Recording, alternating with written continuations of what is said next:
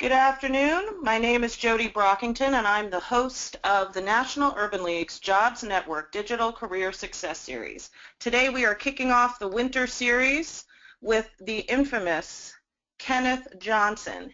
He is the founder and president of East Coast Executives. He's been an executive search firm addict for a long time. He has been able to get people the jobs that they really want, connecting them to the right companies. And I've had a pleasure to make him an official FOJ, friend of Jody, as we cross paths in many places, one being the Urban League in Philadelphia, where he works in the workforce development area.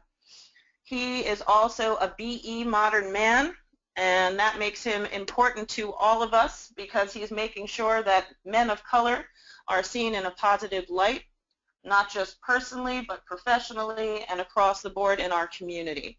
And I wanted him today to help us kick this off about landing your dream job. We all think we know what we want. Some people don't know what they want. Others believe that they are going to go work for themselves one day. Whatever it is that you're trying to do, there's always those little things that we can do better, some best practices. And today, Ken is going to make sure that you have the tools and things you need for 2017 and beyond in these uncertain times, not only in employment, but across the country with everything that's going on in the climate. And I just want you guys to really come up with really good questions for him, stuff that you might be working on, tweaking your LinkedIn profile, fixing up your resume, setting up interviews, networking. He has an answer to them all, and if he doesn't, someone else will, and you can follow up with him after. So without further ado, I would like to introduce Kenneth Johnson. Exceptional. Thank you so very much, Jody. I appreciate that. We are actually in Philadelphia today at the Urban League of Philadelphia in the Career Center here. This is their centennial, so I'm really excited to be here today to kind of share this dream job presentation. So I thank you, I thank Patricia Coulter from the Urban League of Philadelphia, and I also thank your team there at NUL. Clarissa has been great in helping us put this thing together. As you can see, she put up a poll, and we're asking if you have a LinkedIn profile. So, you know, oh wow, 89% of you so far do have a LinkedIn profile. So that's a great start. That's a great start. We typically find that people are in, I guess, a certain level of career attainment. So there's several different stages, but typically people are in either the exploration stage where they're kind of exploring what it is that they're looking to do, or they're in the established stage where they're trying to establish a professional identity. And then, of course, there's career and late career. No matter what part of your career search you're currently in, I think it's going to be really important that in today's job market that you kind of use just a disruptive job search to landing your dream job. And for us here at East Coast Executives, the disruptive job search basically means while everyone's going one way, you're going another way. So I encourage people basically to take control of their career, right? So by taking control of your career, you're basically the CEO of me. So here at the Urban League, I meet career seekers every Monday in our orientation, and typically we'll ask them, what is it that you're looking to do? Because I think that's the first step. You have to know what it is that you want to accomplish. What's your dream job? What is that title? And one of my colleagues here, her name is Carla Baptiste. She's the Career Center manager here, and she does a great job with career seekers. But she'll even say, if I had a magic wand, what would it be? What would you choose? And often we find that even in that unreal state, a state of a person with a magic wand, people still can't verbalize or tell you what it is that they want to do. And I think that's where the challenge lies. You have to know what it is that you want to do in order to pursue your dream job. It's almost, there's a friend of mine, her name is Sylvia LaFair, and she has a book called Unique, and it's basically along the lines that everyone has a backstory. Everyone, even most of us, occasionally will mask or hide behind this story. They're afraid to tell it. You know, they're afraid to tell exactly what it is that they want to do. And really, if you use these job search, they'll probably teach about courage, creativity, compassion, and collaboration, all things that are necessary to achieve your dream job. So once you learn to tell your story and you start developing a personal brand, that puts you head and shoulders above the other job seekers out here. So really, in this, we're talking about, disrupting the normal tendencies of a job search. We're basically interrupting what you're typically doing in your job search. And I have some ideas of what people are doing because I'm here working with career seekers daily. So I have a clear understanding of some of the missteps that are going on. So in this webinar, I'd like to share some information with you guys. And it's going to be information. We'll take questions at the end. But really, I basically like to set up some tools that you may not be aware of that you can use to disrupt your current career search and get close to landing that dream job opportunity. It's really a matter of branding. We're going to move to the next slide. It's really a matter of branding, and it's a situation where it's a brand or be branded. Operating as a business one, and any business has to be mindful of their brand. What are you representing out here? So we kind of take a brand or be branded approach to this, and basically it comes down to this. When you're branding yourself in the world of career search, in today's market, it really involves getting information out to position yourself as a subject matter expert in whatever discipline and or field or industry you're looking to pursue. So what type of content will you be posting? Will it be written or visual? A lot of people go the route of creating a blog to position themselves. And then we have people that create a ton of YouTube videos and that type of content. But you're speaking on a subject that relates back to that question we asked earlier. What is it that you want to do? So let's just say you're a marketing person, so you're presenting a lot of stuff on marketing, whether through your blog or through YouTube videos. What are your values and how do you want to get them across? So you want to define your personal brand and make it uniquely yours. And with that, things will come into play like your values and what it is that you want to get across to your audience. And that leads us to who is your current audience and what type of audience would you like to attract? Who are you marketing your services to? You're a business of one professionally, so who are you marketing those services to? And then what do you want to achieve with your brand? There always has to be a final outcome. What is it that you're looking to achieve? So let's say you're marketing your services and ultimately you'd like to get a job with, I don't know, a big tech company. Let's say it's Facebook or it's Apple or Microsoft. So that's the end goal. So you're branding your services to them. So that's going to determine how you position yourself. What do you want to achieve with your brand? What are you most knowledgeable and passionate about? And what tone of voice would you like to use? And by tone, I say, some people come in as the person that can provide assistance, and some people come in as a solution provider. So you also want to be mindful of the tone you're using as you present your brand. All right? How would you best communicate your message to your target audience? So you want to decide on what tools you're going to use to communicate your message to your audience. And also, who are you and what is your position in the industry? You have to establish yourself in an industry and then start expanding and building your brand from there. So a lot of times we use social media platforms to do that. So we just launched a poll, and we'd like to know what social media platform you're utilizing the most. I will say this, in the initial poll, a lot of you guys said that you're currently on LinkedIn, and I think that's a great place to position your skill set because, especially if you want to attract recruiters, I believe they say 96 to 98% of all recruiters are active on LinkedIn. So naturally, you will want to go to the place that the hiring influencers are.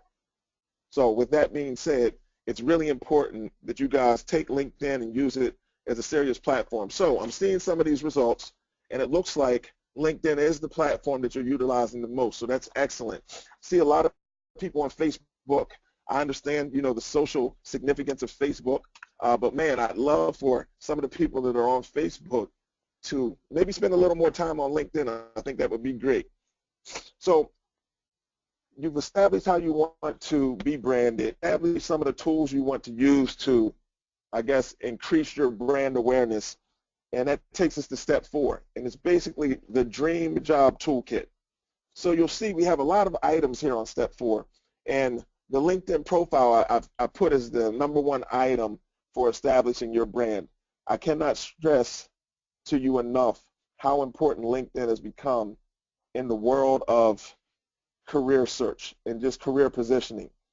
Anytime you apply for a job, trust me, I'm a recruiter, and I've been doing this for a while. Anytime you apply to a job, you will be Googled. People will Google you, and fortunately enough, if you have a LinkedIn profile, LinkedIn rates extremely high in Google search engines, so your LinkedIn profile will pretty much come to the top of those search results. So if you create a LinkedIn profile, also be mindful to create your profile to 100% completion. And for those of you with LinkedIn profiles, you understand what I'm speaking about. But it's really important that you also have a picture on your profile, because if your profile isn't completed to 100%, then people that have LinkedIn from a subscriber standpoint, when they do their searches for people with your skill set, they won't find you, and or you'll be pushed further down in the LinkedIn search results because your profile is not 100% complete. So you have to have a tool to protect your brand, right? And that's why we speak of brand yourself. So brandyourself.com, if you're not familiar, it's basically a free do-it-yourself product that empowers you to control what people find when they Google you. So brand yourself is a tool that you can use to control what's being seen online. So I think it's a valuable tool as you start branding yourself towards your dream job, because, again, you're trying to position yourself in the most positive light. So with that being said, you want to control any negative images or even any negative information that's out there. Another great tool in the branding toolbox is a blog. You know, the written word is a really powerful thing, and people can view your blog. It immediately gives you credibility in your space if you're using a blog to speak about current trends and issues and things of that nature. And I know it involves some work, but again, we're working on obtaining our dream job. And anytime you're working on something, there's going to be a lot of work involved. So please feel free to create a blog. I think it's a great tool, right?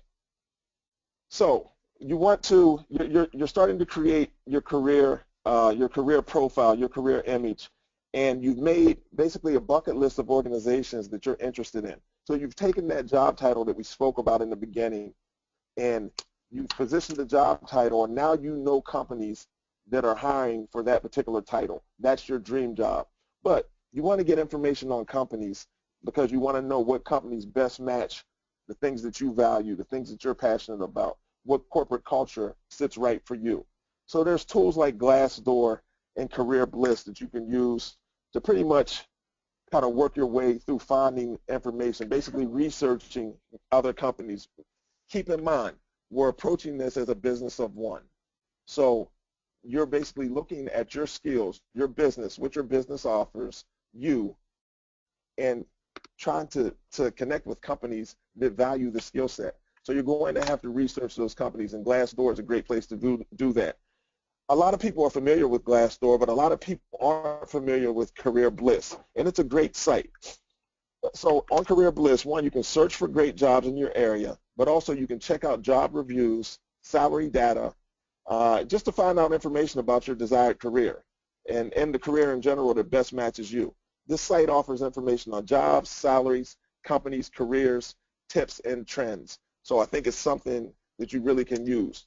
So you're going through and you're creating, you created your brand and you're creating a profile. You got your blog. Glassdoor and Career Bliss have identified companies that kind of fit what it is that you're looking to do. But there may be some skills that you need to leverage that you don't necessarily have right now. So there's a site called Udemy. Udemy.com is a site that actually offers instruction. It's a global marketplace for learning online. You can master new skills and achieve goals by learning from an extensive library of over 4,200 courses taught by experts. Udemy is a great tool. Some of these courses can be purchased for as low as $10, and you can receive instruction from professors from Columbia, professors from Stanford, all over the world. They have people on this platform that are teaching teaching you things that can kind of, I guess, solidify your skill set, right? So Udemy is a great tool. Please give that a look whenever you get some time. All right. So you got the skills. You know what companies you're looking after. You're looking at. You know, you have the companies in your bucket list, but you're not ready yet to start approaching these companies because you need to work on some things. You need to work on your interview skills. You need to work on your phone interview skills. And there's some tools that are here that allow you to do that. Of course, you could use, I don't know, even your local urban league. I know here in Philly, they do a lot of mock interview sessions, and they bring employers in that can help you pretty much brush up on your interview skills. But there's some online tools as well that are helpful. And one of them is biginterview.com. Big Interview is really interesting because you learn how to land the job with Big Interviews, combination of video tutorials and video and virtual interview practice software. So as we know, a lot of people are doing, you know, Skype interviews, video interviews. So Big Interview actually allows you to practice on their platform for those types of interviews. You can use this platform basically to refine your interview skills and really just to create an overall interview strategy. It's a great tool. But as we know, typically your first point of contact with an employer is typically a phone interview. And there's a site called Phone Interview Pro. Now, mind you, not all of these sites are free. Some of them have a free component, but I think at times, if you're weak in an area, it may be worth investing in and improving your skills. And the investments tend to be, you know, pretty minor in the big scheme of things, because if you're going after your dream job, you want to invest in yourself. So with Pro Interview Pro, your ability to present yourself with a phone interview is an essential component of a successful job search strategy. Initial phone calls, digital screenings, they're widely accepted interview tactics for recruiters. Executive search firms like myself, we always reach out to somebody, typically via LinkedIn, and then we'll try to set up a phone screen. And basically that phone screen is the make or break time. It's going to let me know if I want to, one, move forward and receive your resume to present to my client companies, but also it's just going to let me know if you're for real. Of course, I've Googled you and done the work, and I see some information out here, but speaking to you and you understanding how to navigate that conversation is going to be a crucial point. And with that being said, Phone Interview Pro at least gives you an opportunity to practice that skill set. Because what you want to do when people are reaching out to you, it's going to be really important that you share success stories. Most interviewers are using behavioral-based interviewing technique, and it's basically as simple as this. They're basically leveraging your past behavior to predict future performance.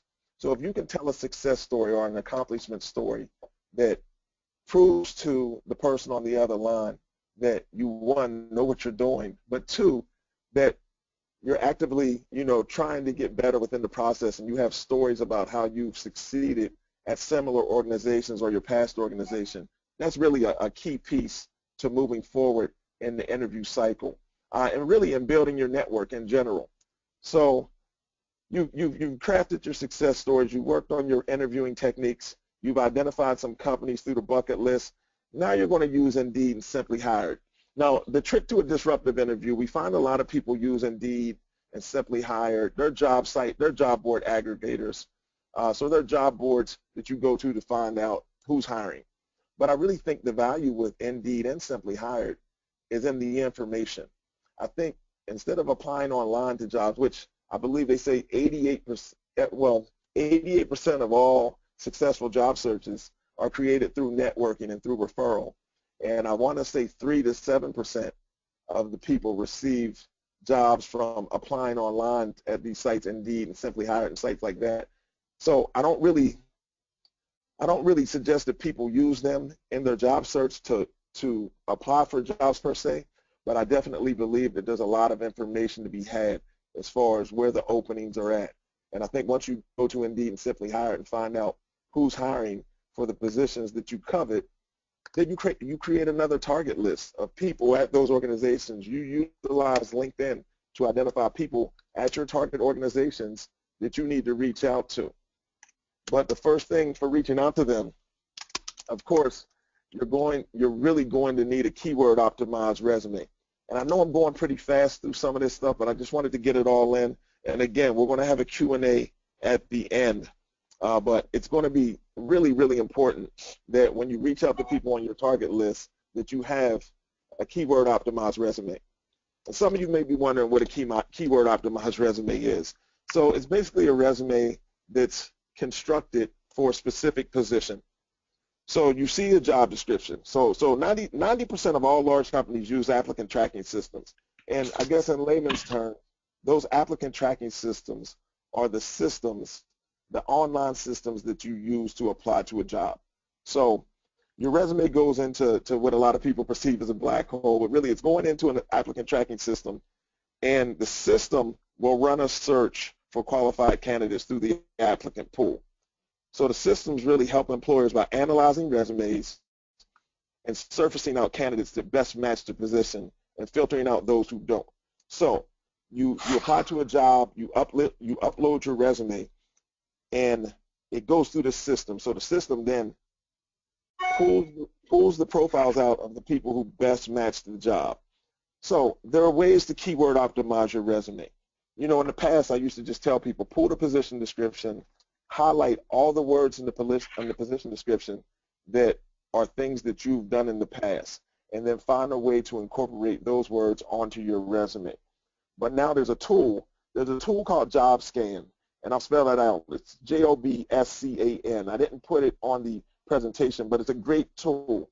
It's called JobScan, and what it does, it helps you customize your resume to the actual position in the position description. So you go to JobScan, you upload your resume, you upload the position description, and then it gives you advice on how to merge certain things from the position description into your resume.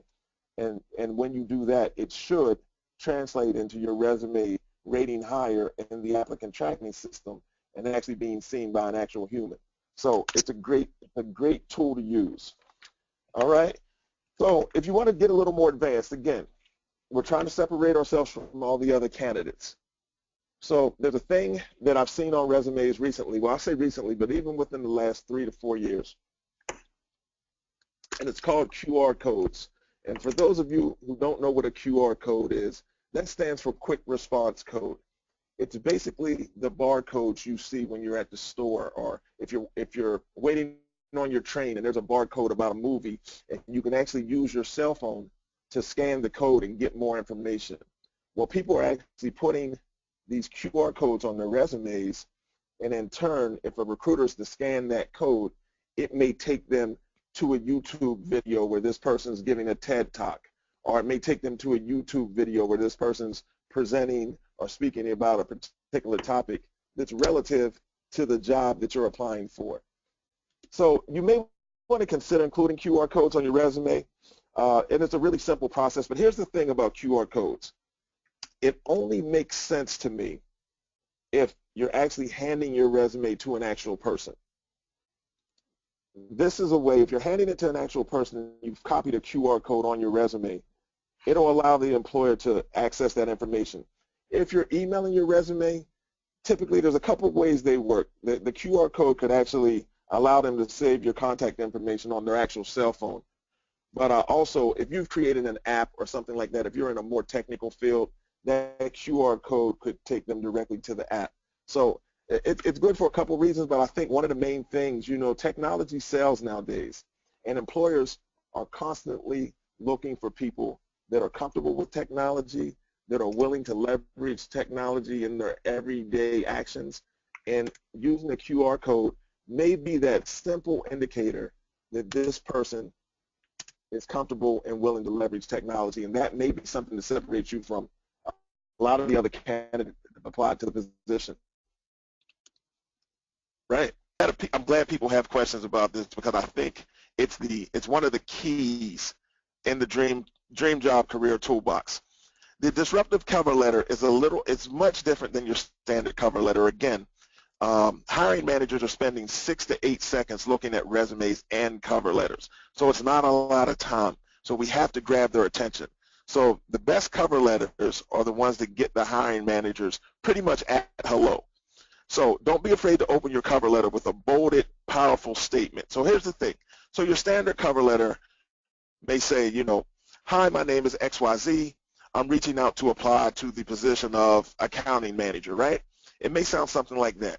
But how about if you started your cover letter? Say you were sending a cover letter to, I don't know, Nabisco, and you say, I remember the first time I used your product.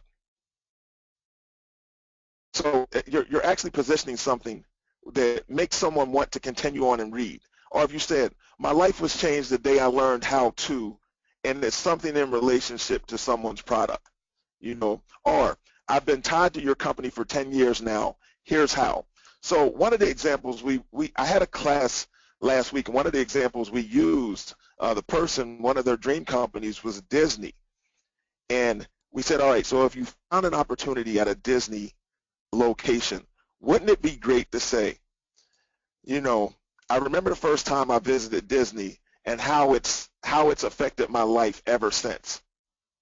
And then I want to stay attached. I want to know more about this thing.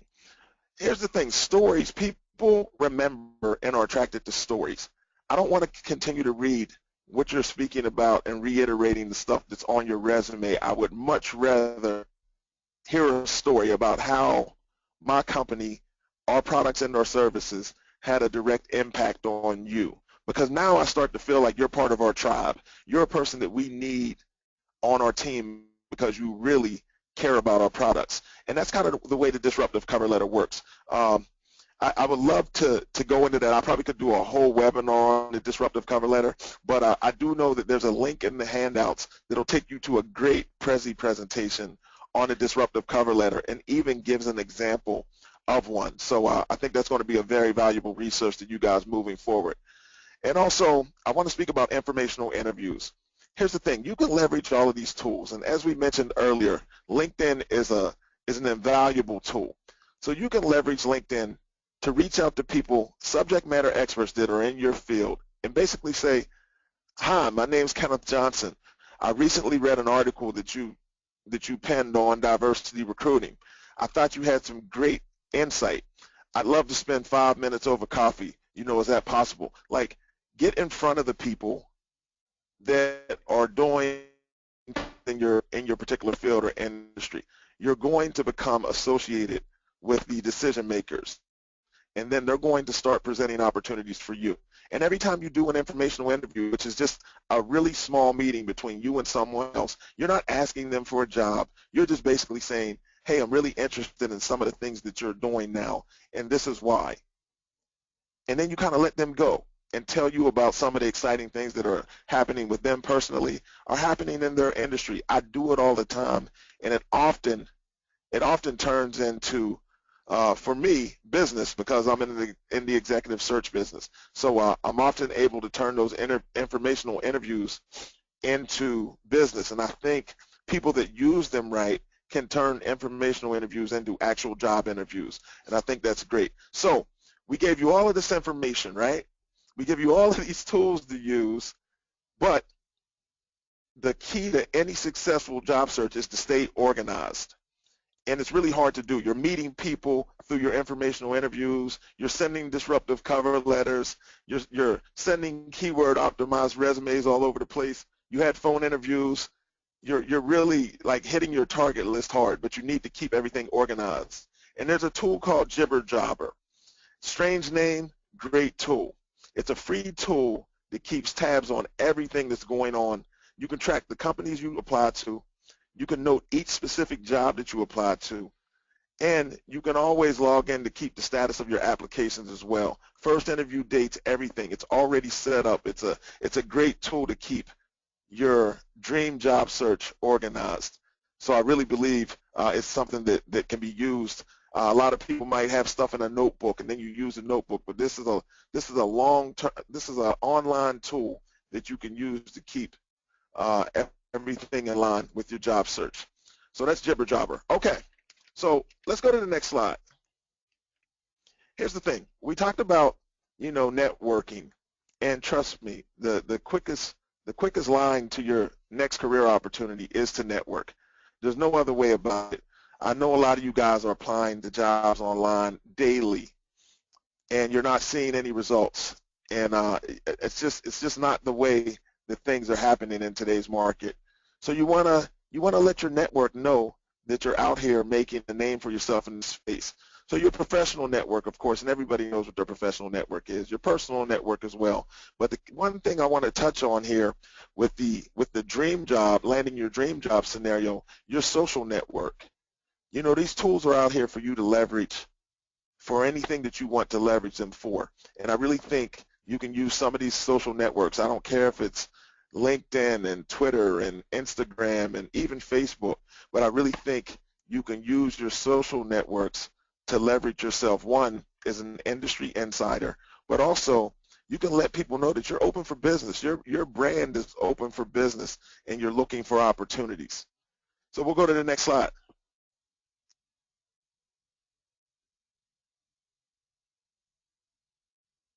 So the power of social media is when it is built on top of real activity.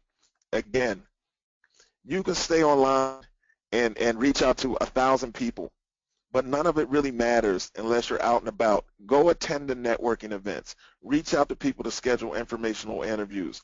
I know for some people this isn't necessarily your comfort zone, but we're talking about your dream job. What is that worth to you? If that's worth something to you, you got to get out and go get it. There's a gentleman, we're going to watch a quick video on a guy, and basically, I don't know if you guys are familiar with Google AdWords, but I'd like to share a video about a guy who strategically disrupted his career search by using Google AdWords. Anytime you do a Google search, you'll see at the top there's an ad, and basically, as a tool to get on the radar of the top influencers in his space, he purchased the names of 5 people he wanted to work for and ran a Google ad. So this is the video we're showing now. So the top result was a message from him. Anytime these people Googled themselves, it was him asking for a job. It was ingenious. So as you watch the video, he'll speak a little more about what happened. So basically, this is one of the people he wanted to see. And as you can see, Googling yourself is a lot of fun. Hiring me is more. So he created ads for 5 people. He got interviews with 4 of those people. He got job offers from 2 of those people. He's now working with this company in New York. The total cost was $6. It cost him $6 to get the attention of these people. So when they Googled themselves, they got him. So with that being said, you just got to disrupt the job search. You have to disrupt the current job search. Own it. It's yours. Jody, that wraps it up for me. Questions? I know. So many questions coming in, so little time. I'm excited. I'm actually happy that some of the sound was going in and out because it showed that the audience was listening. Never had so many people ask me could you get him to go back? Could you get him to explain this again? I'm like, yes. So well, that's what this period's for, right? Yeah. Yeah, so many tools, so little time. And I think the most valuable thing you said today for everyone is that you really need to make this an investment, yes. Financially, time, and being strategic. We can all apply for 1 million jobs online, and you might not get one from 1 million. It's like having cable TV and all channels are bad, right?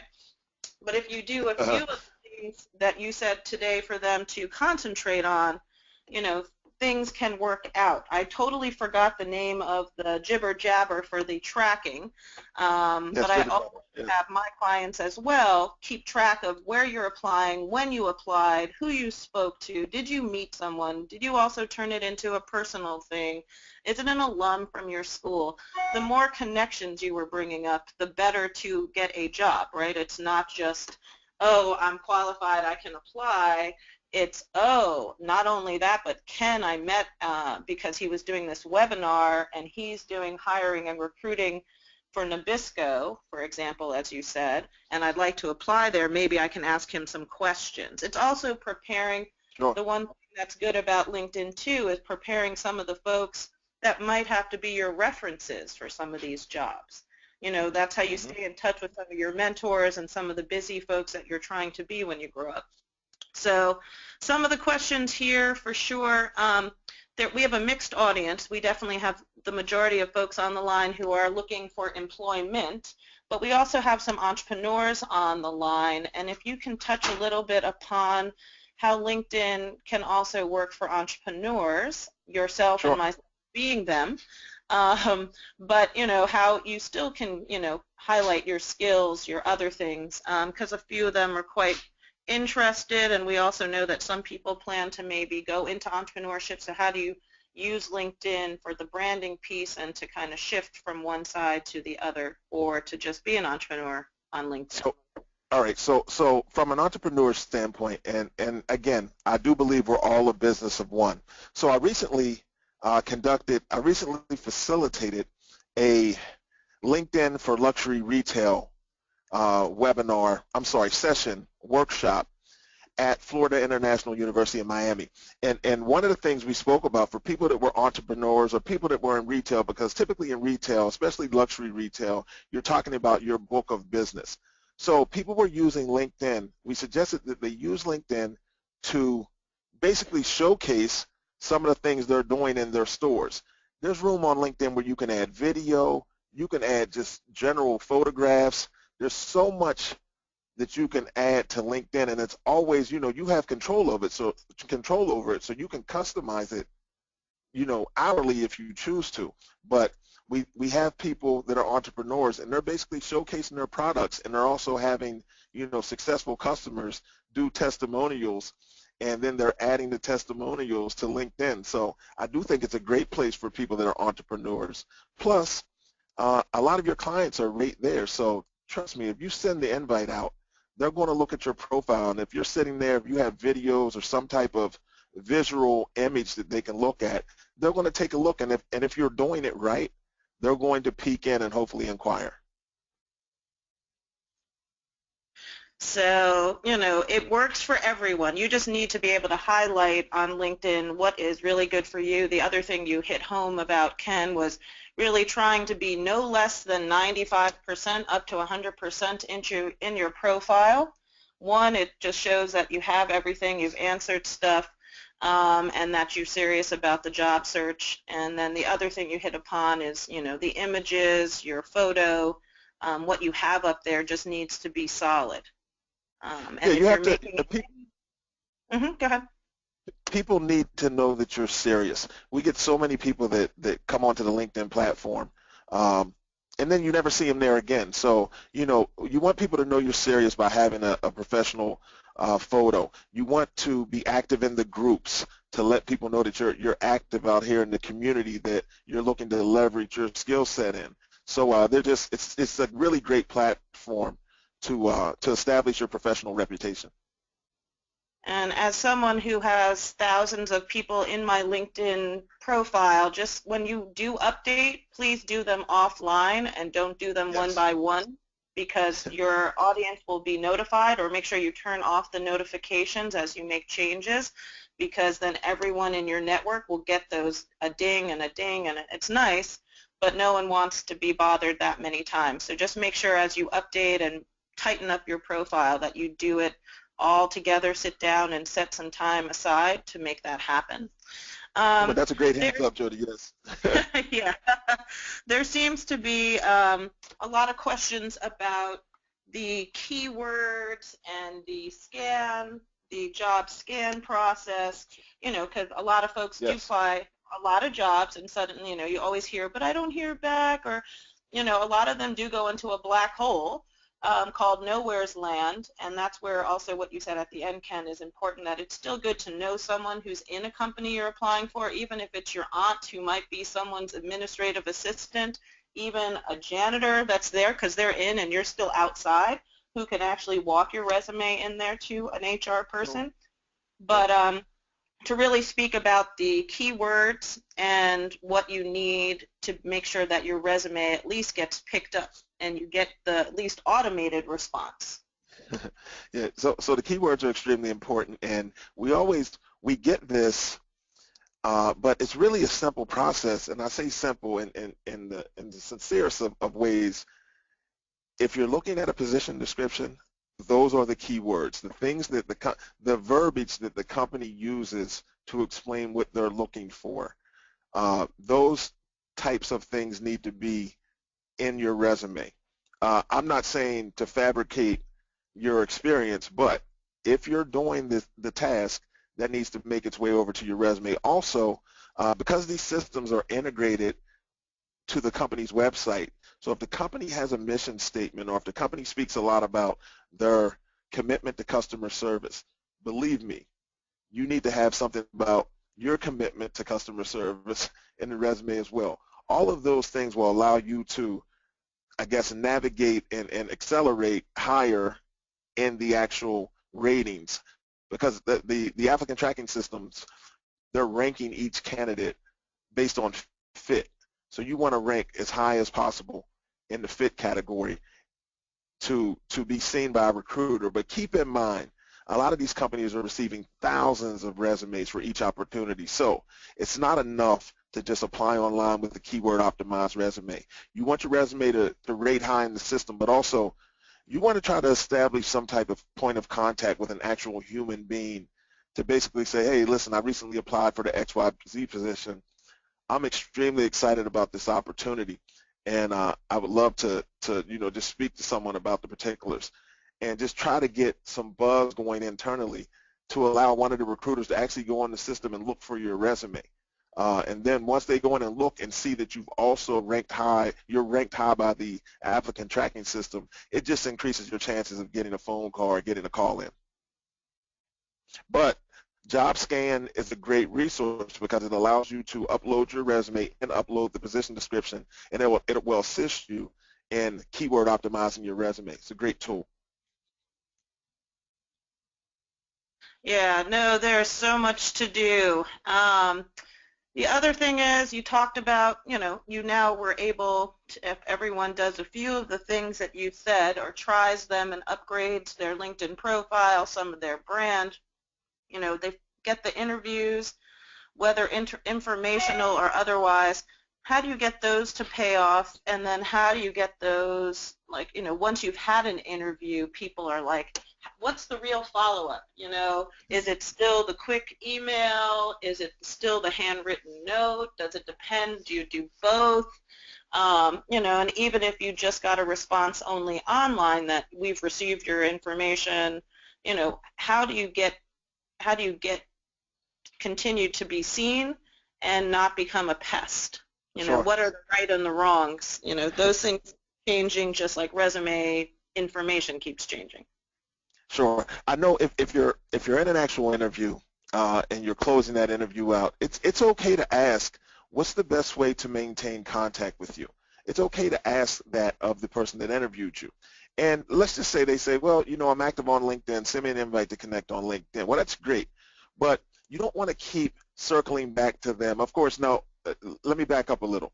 You definitely want to send a thank you. A handwritten thank you is well received. People don't receive mail anymore. So when people receive mail, they view it as something special. So I know it's easy to shoot an email to everybody you met with, but if you can do a personalized thank you card to everyone that interviewed you, it goes a long, trust me.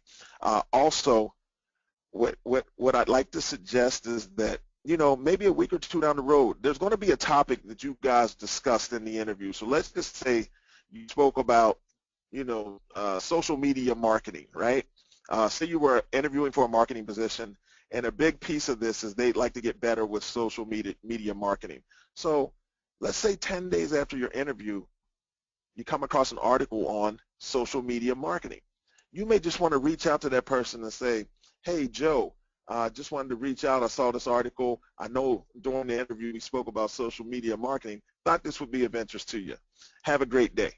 You're not necessarily asking, hey, what's going on? Am I up for the job, or what's the next step?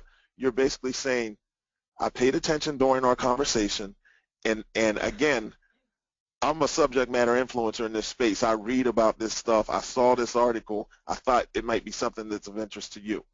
And that just keeps you on the front of the person's desk. They just keep thinking about you, and it's a very passive way to keep your name in the loop. So that's one of the techniques I would definitely use. So my favorite question always comes up, and it's my favorite because I've been able to master it, but It's the idea for folks who want to switch industries, change from marketing to IT to who knows what, to HR. How do you really switch industries, and what kind of information, not only on your LinkedIn profile, but also maybe on your resume, and if you're doing any expertise writing, do you suggest people have as they make the transition? Like what besides transferable skills that can cut across all of the industries or all the different things someone wants to do, what do they need to start doing across their social media and in anything written to show that they're making this shift or to suddenly be an expert in another industry? So you actually have to become a private investigator. So I always will say this. I think, you touched on the transferable skills part. So you want to tell stories about how your transferable skills could possibly lead to success in the particular industry, right? But more importantly, I suggest you use LinkedIn as a way to reach out to the subject matter influencers, reach out to the people that are in the space, and set up informational interviews. Here's the thing. Sometimes you can look at a LinkedIn profile and find a person that has made a similar transition to the one that you're looking to make. And that's the conversation. Hi, I'm reaching out to you on LinkedIn because I've noticed you made a transition into IT from banking, and I'm currently looking to do something similar. I would love to have a conversation with you about how you made that come to fruition. And just leverage those types of relationships because they may know other people that have done the same thing. And you just start building your network and building your network. Again, the easiest line, the straightest line to a new job opportunity is working through your network. So that's the way I would approach it. So I do want to make it clear that all of you will receive after this webinar an opportunity to listen to this presentation. Again, we will be sending out a link to you, but we do need to clearly edit some of our audio from today before that goes out. And there is a handout available which kind of speaks to a lot of what Ken spoke to. To the right-hand side of your screen below the polls tab, there's a handout tab, and it contains some of the information he spoke about today. You guys can all download that now while we're still online and answering questions. And I will repeat this again. Some of you have very specific, some of them have very specific questions to the idea that often they are applying for jobs that maybe are perceived as being overqualified.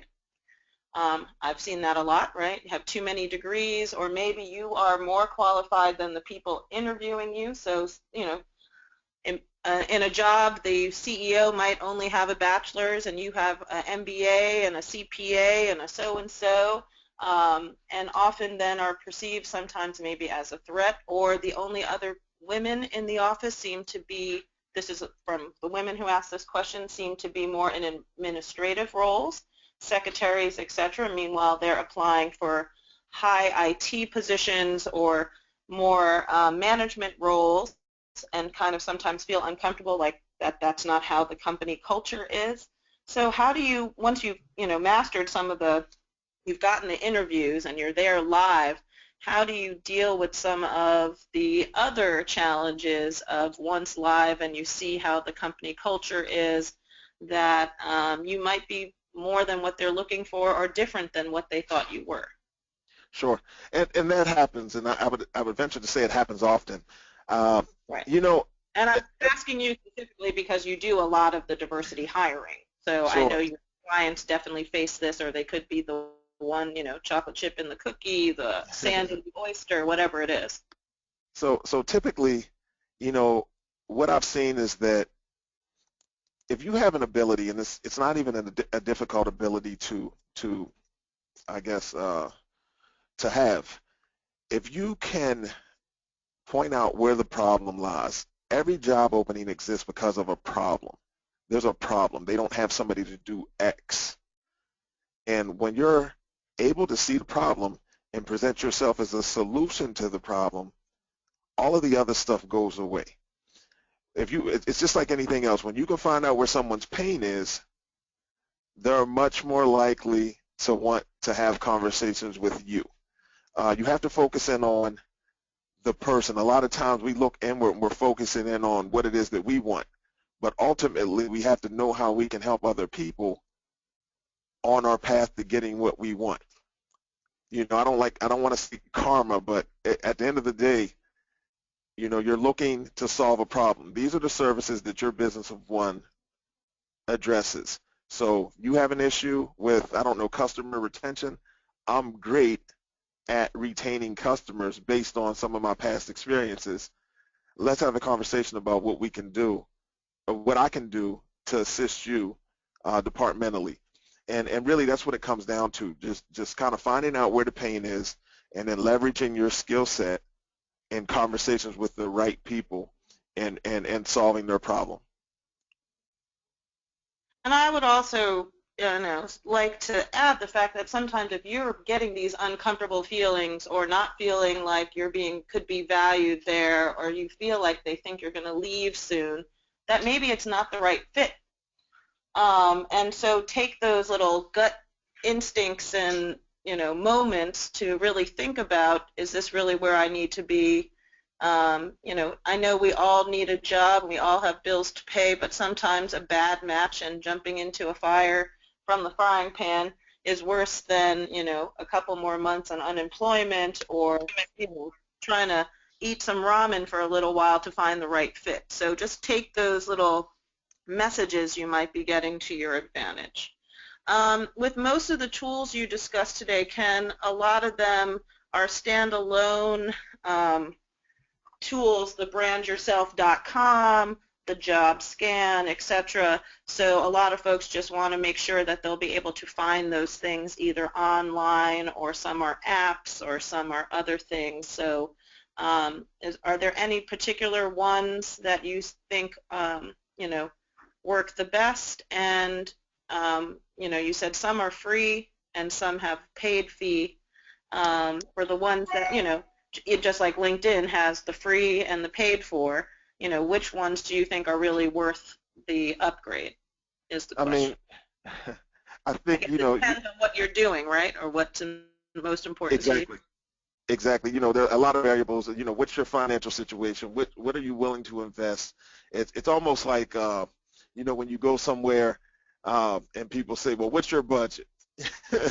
And you really just want to know what it costs.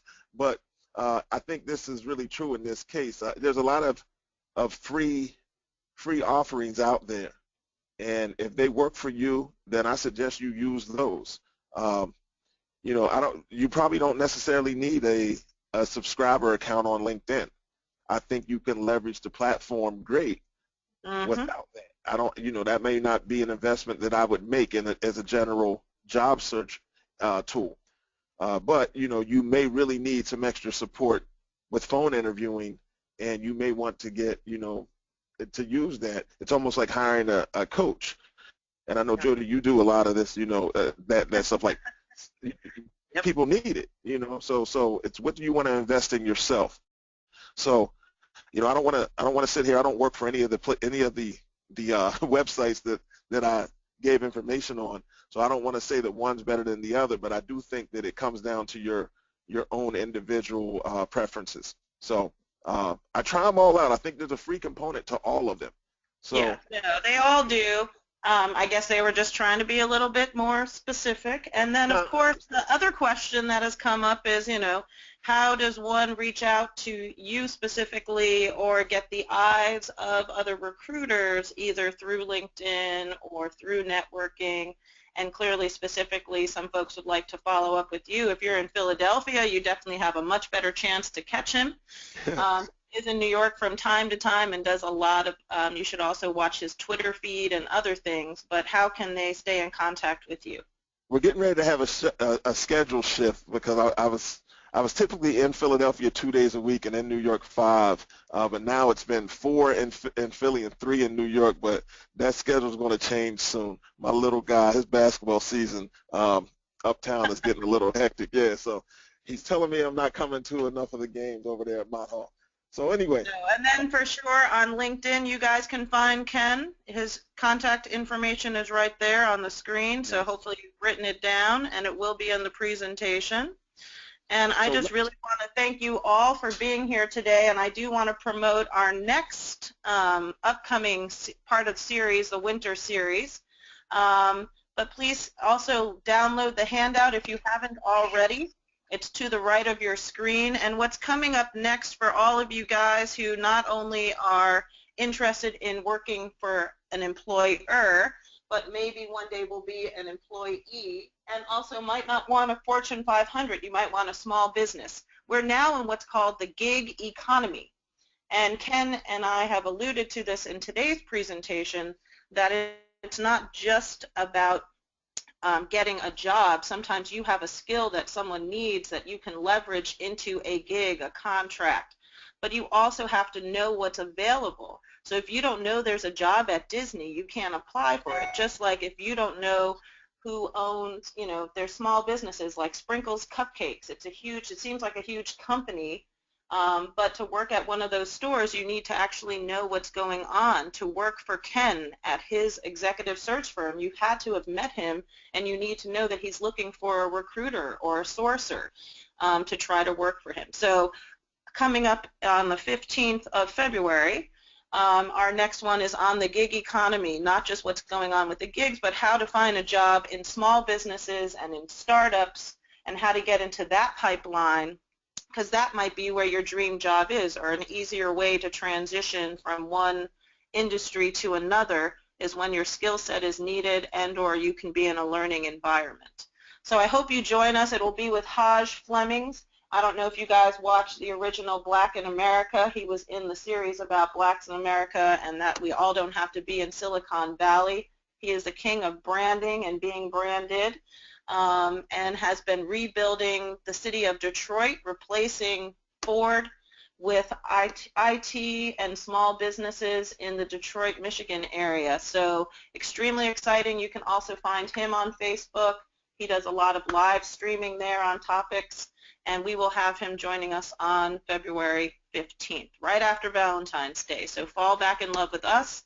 And Ken, I just want to thank you again for your insight, your information. You're extremely valuable, and the Philadelphia Urban League should be honored to still have you around. So we are too, and look forward to seeing you guys on the 15th. Thank you all. Bye-bye. thank you. Thank you guys, whoever sat on that. I appreciate it. Mm-hmm.